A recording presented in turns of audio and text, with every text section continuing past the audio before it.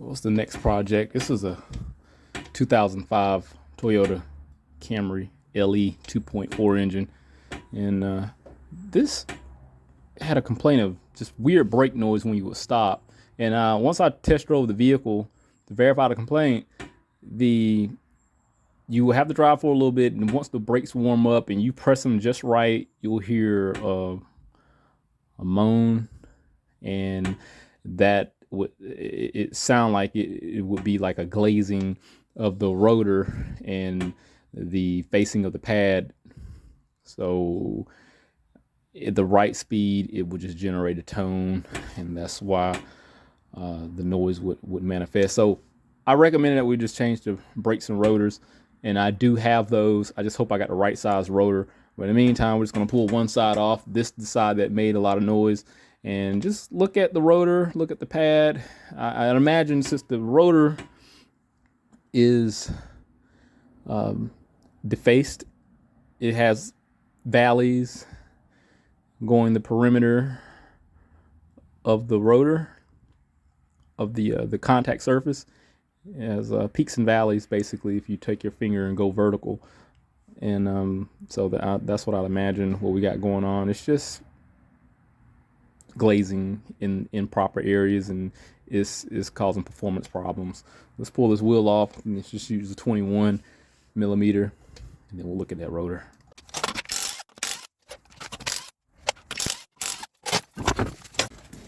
So here we are. We got the rotor exposed. And if you can see, I'm gonna try to get the camera to where you can get a better visual on, but you can see how defaced it is. Like, look at those ridges.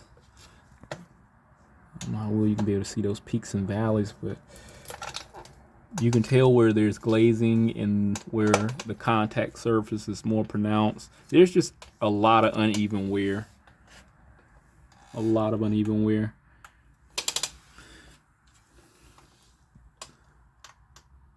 The pads like they're about 50% or so. Oh, but that pad on the inside is worn out. Oh yeah, that's bad. Yeah, I'm glad I recommend those brakes and rotors. So yeah, these definitely needed. That one pad, that's why, you know, you can't always trust checking the pad on the outside, because that inside pad is gone. Let's pull this off and get a better look.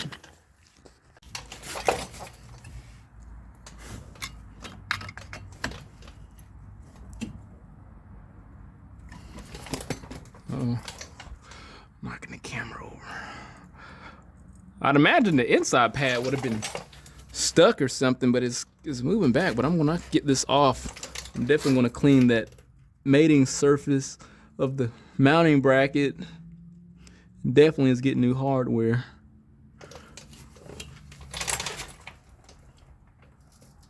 I think we're far enough back.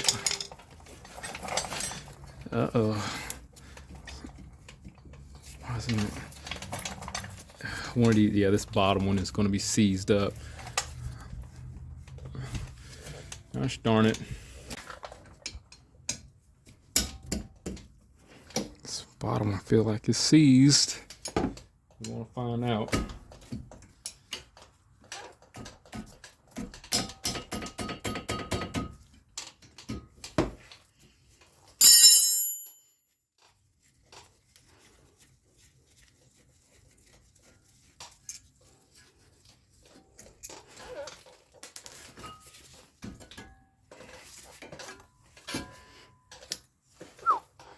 She is gone.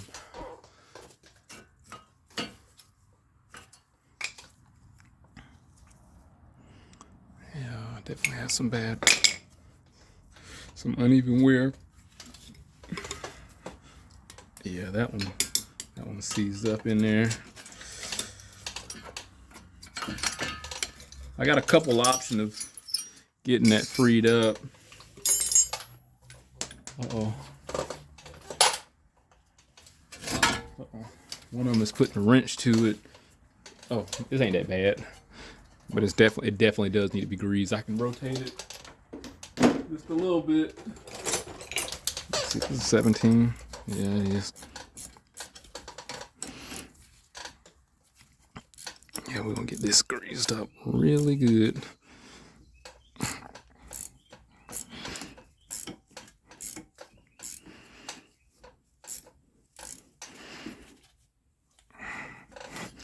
What I could do, probably could just left the caliber on there and use that as the leverage. It's coming out real slow. God, that thing's gonna be rusted up pretty bad. I got in it just a nick of time too.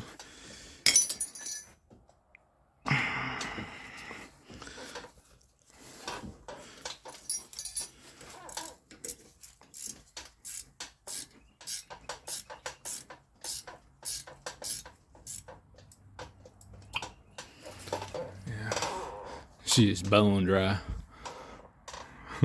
Take some brake cleaner, break that old grease down, clean that bore with some brake cleaner, air it out, and start over fresh.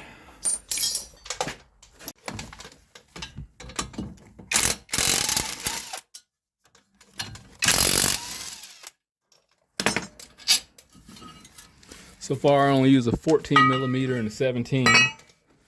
Yeah, there's the rear of the rotor. That's crazy. It wasn't grinding consistently.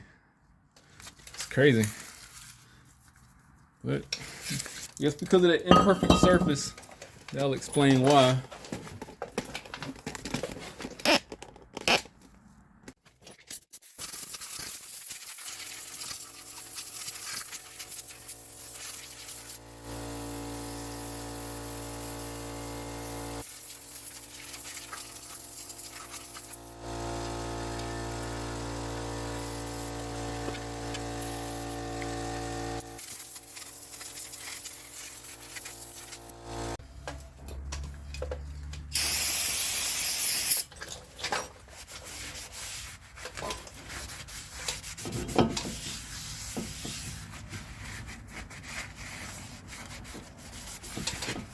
So I got most of the stuff cleaned up, and luckily I wound up getting the correct rotors. They had more of these 10 inches in stock. I think it's about 10 and something. So I wound up grabbing this because I'm like, well, if they got more quantity on hand, then logically this must be a very common part. Oh shoot. I got the caliber mounting bracket like decent. Mainly I just got the bed of the mounting bracket with the retainers.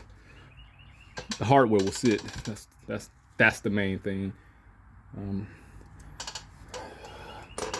Caliber guide pins are a lot better. Hit that with the wire wheel and some brake clean. So the rotor on. Let's slap the caliber mounting bracket on. Here we go. I'm not one of those guys that lube up everything, just FYI. So you get those people who put brake lube on the back of the hardware. I mean, hell, they probably lube the damn bolts too. I mean, it's just not that serious. They lube the back of the pad. Now, I ain't gonna lie, I was one of them guys that lubed the back of the pad. The shim, but it didn't do anything. I still had the same amount of comebacks. The friction material is what create all that noise. When that friction material glazes up, it creates problems. So I'll just stop doing it. I seen a guy on the entire net not doing it, and it was like, well, logically that makes sense. And I would buy the sprays to go on the back of the pad. It don't do nothing. It does nothing for the friction. Like, let me hold on one second. Before I continue, if y'all know, I frequently patronize O'Reilly's Auto Parts. These are import direct parts. Well, the brakes pads are import direct. The brake rotors are Brake Best Select, and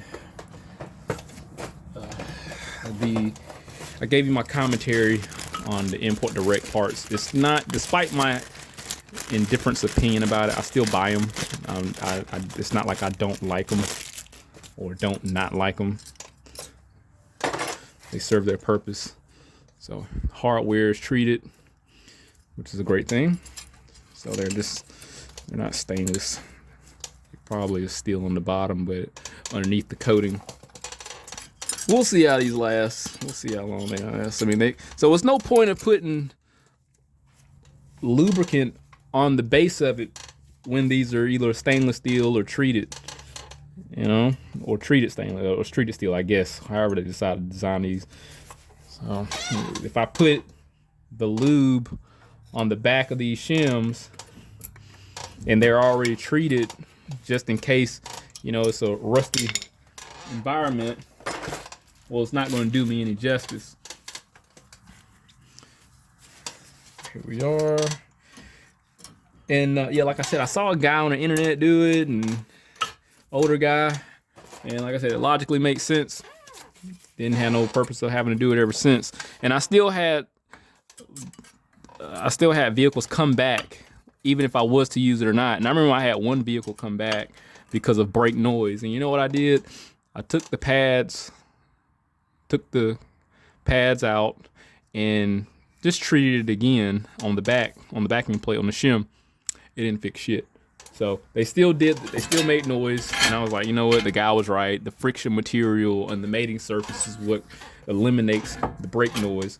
So I just stopped doing it. Dealer don't do it. Why do I need to do it? It's the same thing with spark plugs. Like, why would I put anti-seize on the spark plug? Now, I will say when it comes to oxygen sensors, I do use that anti-seize. I'm not gonna lie. And it just logically makes sense because that's going through some really treacherous conditions. So it just logically makes sense to put anti-seize on exhaust bolts. Things that are in chaotic environments. Let's see if I can get this in here.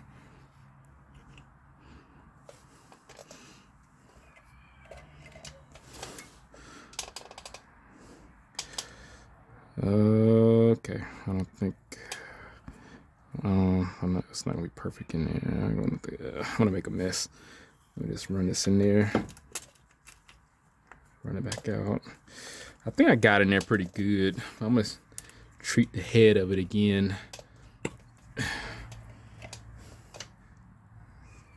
Just so it'll get in the top.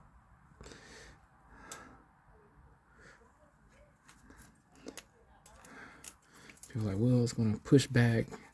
It'll be all right.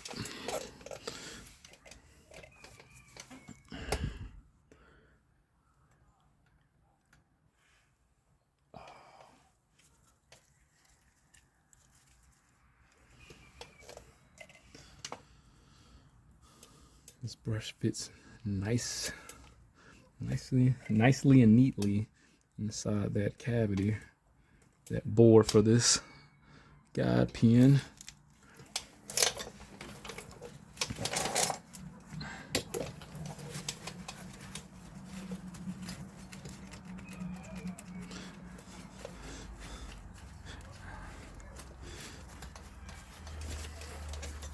All right, here we go. Fit nice and neat.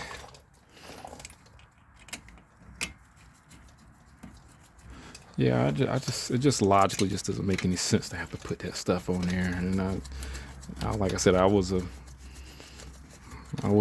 one of those people until I started doing this for a living, and it's like, this is just a waste of money.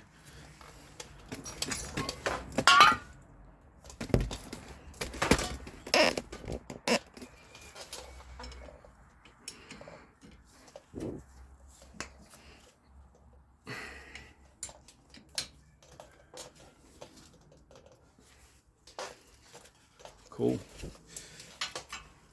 I think we're good. I'm gonna knock this other side out and call it a day, because this was the bad side, and we obviously saw why this was jacked up. I gave you my 2 cents on why I just would not put any type of lube on the back of the pad shim. It's just nonsensical. But if anything happened, I'll definitely update. Hit that link, subscribe to the channel, stay informed, have assurance of my work. See you next one.